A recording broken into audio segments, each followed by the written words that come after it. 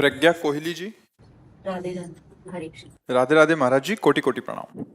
महाराज श्री, क्या भगवान अपने भक्तों की सच्चे दिल से मांगी हुई हर इच्छा को पूरी करते हैं या जिंदगी भर इंतजार में रह जाते हैं? अपनी मम्मी से अगर हम ऐसी चीज मांगे जिससे हमारी हानि हो जाएगी तो क्या वो देंगी क्या? जैसे हम छोटे बच्चे, भगवान के सामने तो बच्चे ही है ना। इतना तो ज्ञान है नहीं हमारा मंगल किसमें है, नहीं ज्ञान है। नहीं, कोई पापाचरण न करे। अगर ज्ञान थोड़ा भी कि हमारा मंगल किसमें है तो कभी कोई पाप ना करे। सुख के लिए सब क्रियाएं करते हो लेकिन परिणाम उसका दुख मिलता है क्योंकि वो सही क्रिया नहीं है। प्रश्न तुम्हारा क्या है? महाराज जी, इनका है कि भगवान अपने भक्तों की सच्चे दिल से मांगी हुई हर इच्छा पूरी करते हैं। कई भक्त पूरी बस जिंदगी भर नहीं, बस इंतजार करते नहीं, पहले आधी आधी बात को। हम जब भगवान की आराधना करते हैं और उनको अपना स्वामी, पिता या सबसे प्यारा मानते हैं, तब मांगने का अधिकार होता है। मांगने का अधिकार कब होता है? हम किसी की संपत्ति पर अधिकार कब कर सकते हैं? पहले अपनापन, हम जो हमारा है प्रभु से वास्तविक अपनापन है। भगवान करे ममैवांशु में भगवान का अंश हूं। न कोई स्त्री है न पुरुष है, ये पोशाक है बाहरी। हम सब एक ही हैं, एक ही वस्तु है। चाहे 1 करोड़ शरीर हो, चाहे एक असंख्य शरीर हो, एक ही है उसमें। जितने भी यंत्र है ना, heater, halogen, fridge, AC, motor, सब में बिजली एक ही है। बिजली में कोई अंतर नहीं। तो बाहरीकरण अलग अलग है लेकिन उसको चलाने वाली जो बिजली पावर है वो एक ही है। हम लोग कर्मों के जाल में फंस गए हैं। दुख देने वाले कर्म हमारे द्वारा बहुत हो गए जिनको पाप कर्म कहते हैं। सुख देने वाले जो कर्म हैं पुण्य, वो भी हुए हैं। वो अगर अधिक मात्रा में है तो थोड़ा स्वर्ग सुख भुगा के फिर यहाँ, पाप कर्म अधिक है तो नर्क भुगा करके फिर यहाँ। तो हम दोनों के मिश्रित से बने हुए ये शरीर है जो हमारा आपका है, पाप और पुण्य दोनों से। अब जैसे अभी हमारे दुख का भोग आया, अब हम मांगे कि भगवान हमारे दुख को मिटा दो, नहीं मिटेगा, नहीं मिटेगा, क्योंकि अब जहर फैल चुका है, अब उसे तुम्हें भोगना पड़े। ये जो शरीर बना है ना, ये पहले से ही, जन्म लेने के पहले से ही इस शरीर को 2 भागों में, एक पुण्य का भाग और एक पाप का भाग, दोनों को मिश्रित करके इसे बनाया गया है। तो कभी अधिक सुख की स्थिति आ गई, खूब उत्साह आनंद, जो सोचा वो हो गया। कभी दुख की स्थिति आ गई, निरुत्साह, कोई साथी नहीं, चाहे जितना प्रयास करो बस गिरना ही गिरना है, असफल ही असफल होना है, पाप का कर्म आ गया। अब इन दोनों को मिटाने के सामर्थ्य केवल एकमात्र भजन में है। भजन में, केवल भजन में। आप गए, अभी हम इसी पिछले वाले बैच में जो आए थे तो हंसी इसी बात की थी कि हम लोग इतने बच्चे हैं कि भगवान से कहते हैं प्रभु ये काम बना दो, 11,000 का भोग लगा देंगे। किससे बात कर रहे हो? अरे भगवान को इन सब बातों की जरूरत नहीं। आप सच्ची मानिएगा, महालक्ष्मी उनके चरण सहलाती उनको। तुम बच्चे हो, केवल अपनापन करो कि ठाकुर जी आप हमारे हो, इससे बड़ी भेंट नहीं होगी। जानते हो ठाकुर जी को रिझाने के लिए, अपनी आनंदमयी वृत्ति पाने के लिए क्या भेंट करना पड़ता है? मन। आप मन दे दो, फिर हमें प्रश्न करना आके, फिर हमें प्रश्न करना आके कि वो कामना पूरी करते हैं, जिंदगी भर इंतजार करना पड़ता है। दोनों का उत्तर उसी में मिल जाएगा। जिस दिन मन मना भव, भगवान कह रहे ना, मन मना भव, भगवान कह रहे हैं मय्येव मन आधत्स्व मयि बुद्धिम निवेशय। भगवान क्या मांग रहे हैं? मन। और आप क्या कह रहे हैं? 11,000 भोग लगा देंगे। कर्म तुम्हें अवश्य में हो भोक्तव्यम, भुगता आएगा, तुम्हें दंड देगा। ये कोई भगवान ऐसी नहीं कि उनको घूस दे दी और वो तुम्हारा काम बना देंगे। अरे वो सर्वलोक महेश्वर अनंत महिमाशाली है, उनको हंसी आती जब हम लोग ऐसी बात करते ना, हंसी आती। हाँ, हमारी कामनाएं पूर्ण करने में समर्थ भगवान हैं। भगवान को हम अपना माने और अपना मन उनके चरणों में अर्पित करें तो सही बात यह होगी कि कोई कामना नहीं रह जाएगी। क्योंकि कामना मन में है ना, अब एक कामना पूर्ण हो तो दो खड़ी हो जाएंगी, दो पूर्ण हो तो चार, चार तो देखो पूरा जीवन ही व्यतीत होता चला जा रहा है। हम अगर मांगे भी प्रभु से तो इतनी छूट दे दें। मांगने का अधिकार तब है जब आपका भजन चल रहा है, आप भगवान से संबंध जो है उसे स्वीकार किए हो, मेरे स्वामी हो। ऐसे नहीं कि दुकानदारी में घर की दुकान और बाहर की दुकान में अंतर क्या होता है। घर की दुकान में गए तो पिताजी वो हमें चीनी की जरूरत है चाय के लिए, और वो थोड़ी पूछे कितने ग्राम, फटाफट भरा ऐसे भर के दे दिया। और बाहरी दुकान में चीनी की जरूरत है कितनी, 100 ग्राम, इतने रुपया निकालो। नहीं, रुपया तो नहीं, समझ रहे। अपनापन तो घर की चीज, और हे भगवान तो बोलो तुम्हारे पास कितना तप है, कितना भजन है, कितना पुण्य है, क्या है। मनमानी व्यभिचार, मनमानी दोष, शास्त्र विरुद्ध आज्ञा, विरुद्ध आचरण, और आप फिर कहो हे भगवान हमारा काम बन जाए, कभी नहीं बनेगा। तिनकर काल रूप में भ्राता, भगवान के वचन सुनो, मैं ही उनको दंड देने वाला बनता हूं, क्योंकि वो स्वामी है।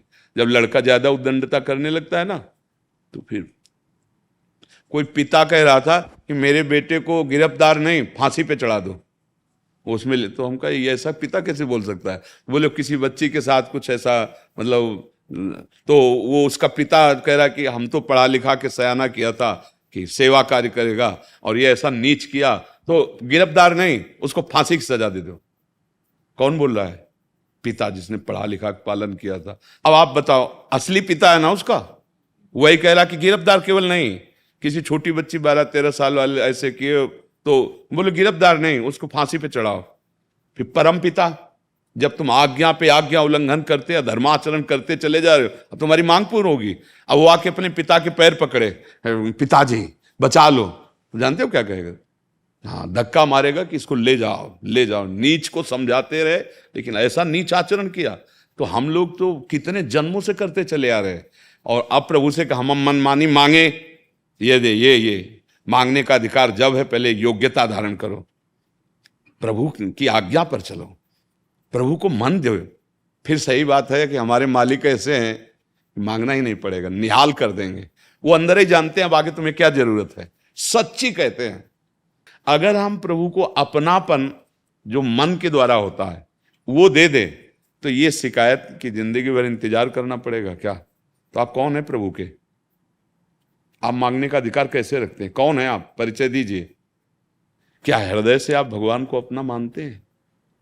आप देखिए ना, दुकान की तरह अगर आप भगवान से पेश आएंगे तो फिर योग्यता भी होनी चाहिए। बोलिए, कितना तपस्या है, कितना भजन है, कितनी पवित्रता है, कितना सदाचार है, कितना सत्य पे चल रहे हो, वो सब है नहीं। तो फिर बच्चा बन जाओ, वो भी नहीं है, फिर आप जीवन भर इंतजार करो। चाहे बहुत चतुर खिलाड़ी ठाकुर जी है, बहुत चतुर। अगर वो ऐसे चतुर भगवान को कोई फंसा पाया तो दीन बन के फंसा पाया, रो के फंसा पाया, अपनी बुद्धि से नहीं फंसा पाया। ये बात समझ लो। तो ये बात आप अंदर से देख लो, प्रभु को अपना मान करके और मन का दान करके फिर प्रश्न करो तो प्रश्न ही नहीं रह जाएगा, और आपको खुद उत्तर मिल जाएगा कि वो कितने कृपालु हैं। या तो अब आओ, अब लो निशानी, अब ना न सही हो, आज तक गलती की अब नहीं करेंगे, और प्रभु के फिर तो ध्रुव की कामना पूर्ण की, कैसे पूर्ण की? सबका आश्रय छोड़ा, भगवान का आश्रय लिया, और भजन तो 6 महीने में भगवान आ गए, और परम पद ऐसा दिया कि समस्त ऋषिगण आज भी ध्रुव पद की वंदना करते हैं। प्रहलाद जी, भगवान के सिवा किसी का कोई आश्रय। हमारी हालत क्या है? जितना आपके पास पुण्य होगा, तप होगा, पवित्रता होगी, इस दुकान से उतने लौकिक सुख मिलेगा आपको। अलौकिक सुख के लिए तो आपको मन देना पड़ेगा। मन मनाव हो मद भक्तो माद्या जी माम नमस्कुरु। आपका कोई इसमें संशय? नहीं जी। हाँ, तो बस यही बात समझनी। हम आपसे सच्ची कहते हैं, अगर हम अपना मान लें प्रभु को, तो कई बार हम मतलब इस बात में एकांत में रोए हैं कि प्रभु आप इतना प्यार करते हैं, ये लोग जान क्यों नहीं पा रहे हैं। और आप भी अनुभव कीजिए अपने जीवन में कि भगवान आपको कितना प्यार करते हैं। अगर आपको भगवान नेत्र ना देते तो सोचो, अब आपको कुछ दिखाई नहीं दे रहा, अब कैसा लग रहा है, घबराहट पैदा हो जाएगी। लेकिन आपको नेत्र दिए, कान दिए, इंद्रियां दी, पूरा देह दिया, व्यवस्था। आप कहते भगवान ने हमें क्या दिया? आपके पास आपका है क्या? सब दिया हुआ तो भगवान का ही है। आप भगवान को क्या प्यार करते हैं? कम से कम उनकी आज्ञा पे चल लीजिए ना। उस कोटि का भजन तो वो जो कहते हैं कि ये ना करो तो मत करो ना। वो स्वामी हैं, वो पिता हैं, वो मालिक हैं। अब मनमानी आचरण करोगे, देखो भारत सरकार हमें सब सुविधा दे रही ना। कानून के विपरीत करेंगे तो सजा भी तो भारतीय सरकार देती है ना।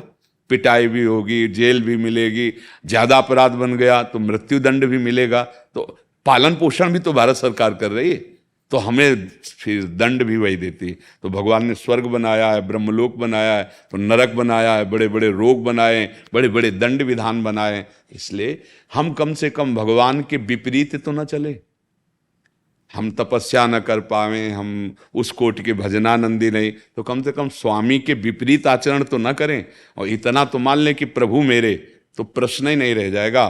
प्रभु से अपनापन होते ही आनंद की धारा फूट पड़ती है। शरीर से अपनापन होते ही दुख की धारा में प्रवाहित हो रहे हैं। देख लो अपने लोग, वही भोगो, वही नाना प्रकार की चिंताएं, अशांति, क्लेश, और अंत में जो जो कुछ अपना माना सब छोड़ के मर रहे हैं। ये मनुष्य जीवन ऐसे खाली हाथ जाने के लिए नहीं मिला है। हाँ, खूब नाम जप करो, भगवद आश्रित रहो, और दुख सुख मिले चुपचाप सह लो। तो अब जो आपका भजन और अच्छा कार्य हो रहा है ना, ये आगे आपको बहुत सुख देगा, बहुत मंगल करेगा। और आज बुरे आचरण कर रहे हो, पूर्व का पुण्य चल रहा है, तो तुम थोड़ा मुस्कुरा लो, और जब वो खत्म हो जाएगा ना, तब तुम्हें पता चलेगा कर्म बहुत भयंकर होता है, बहुत भयंकर। इतना मतलब वो हरि क्षमा करें तो क्षमा करें, नहीं तो दूसरा कोई उपाय नहीं। कर्म इतना प्रबल होता है। अभी आज के सत्संग में था कि सैकड़ों हजारों कल्पों तक वो इंतजार कर सकता है। मतलब हजारों कल्पों पहले किया हुआ कर्म वो आज दंड देने के लिए उद्यत हो। जब समय आएगा वो कर्म, जैसे भीष्म जी नहीं करे, देखो इस जन्म में तो भीष्म जी अखंड बाल ब्रह्मचारी, कोई पाप नहीं, क्योंकि बहुत बड़े ज्ञानी महात्मा है। लेकिन 6 महीना बाणों की सैया पे, यार एक कांटा लग जाए तो कैसा लगता है, बाणों की सैया, और बहुत भयंकर पीड़ा। उसमें महाभारत में लिखा है, जब भगवान उपदेश दिलाने के लिए युधिष्ठिर को ले जाते हैं, तब कहते हैं केशव आपको पता है, जैसे रोमकूप ऐसे बाण धसे हुए हैं, एक एक रोमकूप में भयंकर पीड़ा हो रही है। आप हमसे कहते हो ज्ञानोपदेश करो, भगवान स्पर्श किए, तत्काल सब पीड़ा खत्म हो गई, तब उपदेश सुन। ऐसे महात्मा भीष्म जी का प्रभु मैं 100 जन्म तक देख रहा हूं। 100 जन्म तक देखने की दृष्टि है। मैंने कोई ऐसा पाप नहीं किया जो ये, तो भगवान बोले और आगे बढ़ो। समझ रहे ना, पूरा रजिस्टर, 100 पन्ना से काम नहीं चलेगा, पूरा रजिस्टर है। इसीलिए हम कामनाओं की पूर्ति पे ज्यादा ध्यान न दें, हम उस रजिस्टर को नष्ट करने की बात सोचें, क्योंकि वो केवल मनुष्य शरीर से हो सकता है। अगर इसमें नहीं हुआ तो फिर किसी योनि में ताकत नहीं उसको मिटा दे, और उसको वो नष्ट होता है नाम जप से। भगवान की शरणागति और नाम जप, नाम जप करो, भगवान की शरण में रहो। तो जैसे माता से कहना नहीं पड़ता कि हमें कब बाल भोग चाहिए, कब राज भोग चाहिए, ऐसे सर्वज्ञ हैं भगवान, कहना नहीं पड़ेगा। वो जैसे हमें उचित है वैसी परिस्थितियां देंगे और अपने पास बुला लेंगे। हमारे सारे कर्मों का नाश हो जाएगा और हम परमानंद में डूब जाएंगे। ये कर्म ही दुख सुख के पचड़े में फंसाने वाले हैं। ये मनुष्य जीवन इसके लिए नहीं मिला कि हम भगवान से ये कि हमें ये पद दे दो, ये भोग दे दो, ये वस्तु दे दो। नहीं, इनसे शांति नहीं है। हम बहुत मेहनत करते हैं। देखो अब कैसे कुछ भी कर लो, कुछ भी बन जाओ, तुम कोई भी पद प्राप्त कर लो, पत्नी जीवन को अर्पित करके पूरा पति के सुख, वो उसी के सामने दूसरे भाव में अब वो जल रहे। क्या सोच करके ब्याह हुआ था कि पूरा जीवन सुख हो। पुत्र पढ़ा लिखा के बड़ा किया, अब वो तो अपनी मनमानी कर, बूढ़े माता पिता दुख पा रहे हैं। मतलब हम क्या समझते हैं, अगर हमें पत्नी मिल जाए, घर मिल जाए, धन मिल जाए, हम सुखी हो जाएंगे, या पति मिल जाए, ऐसा पुत्र हो जाए, सब कुछ है, दुख गया क्या? बिल्कुल सहज सरल भाषा, दुख गया क्या? तुमने सब उपाय कर लिए। अब ये लग रहा है अगर ये हो जाए तो सुखी। ये केवल कामना है। सुख तो केवल भगवान के चरणारविंद का आश्रय लेकर भजन में है। जब तक ये भ्रम खत्म नहीं होगा कि कामना पूर्ति में सुख है, तब तक सुख मिलेगा ही नहीं। भटक लो, जितना चाहो भटक। क्या बनना चाहते हो, क्या मिल जाए तुम सुखी हो जाओगे? जैसे मान लो पूछा जाए तुमसे क्या मिल जाए तुम सुखी हो जाओगे, क्या बताओगे? मतलब आप लोगों से जैसे पूछे, ये एक शब्द में बोल दो कि ये मिल जाए, बस मुझे कुछ नहीं चाहिए। आप बोलो क्या मिल जाए? बस एक यही चीज है। अगर जैसे कामना की सखी ने वो कहा कि मैं जीवन भर इंतजार करना पड़ता है क्या, तो हम जैसे पूछे, मान लो मौज है, क्या चाहिए तुम्हें जिसमें तुम्हें दोबारा कुछ ना मांगना पड़े और एकदम तृप्त हो जाओ? क्या त्रिभुवन में ऐसी कोई वस्तु है जिसके पाने के बाद कुछ पाना बाकी नहीं रहता? वो सिर्फ भगवान है, सिर्फ भगवान, एकमात्र। नहीं, कुछ भी तुम्हें संतुष्ट नहीं कर सकता। तुम अविनाशी के बच्चे हो, तुम परम सुख सिंधु के अंश हो, तुम किसी में राजी नहीं हो सकते। भटक लो चाहे जितने में, तुम्हें राजीपना तभी आएगा जब भगवान के चरणों में या शुद्ध ज्ञान हो जाए और मायामल का नाश हो जाए, आप मुक्त हो जाओ, तभी परमानंद का अनुभव हो। इसलिए नाम जप करो, भगवान की शरण में रहो, दुख सुख को सहना सीखो। कामनाएं ना पूर्ण हो तो अपनी आस्तिकता को मत खो दो। पीछे बहुत हमारा हिसाब किताब जमा हुआ है, उसको भोगने है, चुपचाप भोगो। आगे के लिए तैयारी करो। बुद्धिमान वो है कि जो हो गया सो हो गया, अब आगे हम संभाल लें। पर हम लोग इतने मलिन हृदय वाले हैं कि वर्तमान को भूत भविष्य की चिंता में नष्ट कर रहे हैं। चिंता से कुछ सुधरेगा? चिंतन करो, राधा राधा राधा, और प्रयासरत रहो तो दुखों पर विजय प्राप्त कर लोगे। अब हमारी समझ में तो अध्यात्म का बिना आश्रय लिए कोई त्रिभुवन में सुखी नहीं हो सकता। चाहे जितना सांसारिक वैभव पद प्रतिष्ठा मिल जाए, बिना अध्यात्म का आश्रय लिए सुखी नहीं हो सकता।